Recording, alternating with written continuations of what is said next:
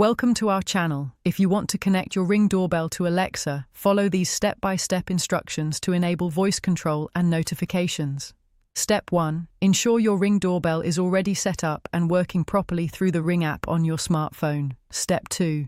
Make sure your Amazon Echo device or Alexa-enabled device is powered on and connected to the same Wi-Fi network as your Ring doorbell. Step 3. Open the Amazon Alexa app on your smartphone or tablet and log in with your Amazon account credentials. Step 4. Tap the More menu icon in the bottom right corner, then select Skills and Games from the menu options. Step 5. Use the search bar to find the Ring skill. Type Ring and select the official Ring skill from the search results.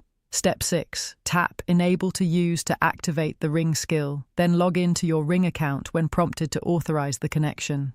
Step 7. After enabling the skill, tap Discover Devices or say Alexa, Discover Devices to allow Alexa to find your Ring doorbell. Step 8. Once discovered, you can now ask Alexa to show your Ring doorbell on compatible Echo Show devices or receive doorbell notifications through your Echo speakers. Don't forget to like this video and subscribe to our channel.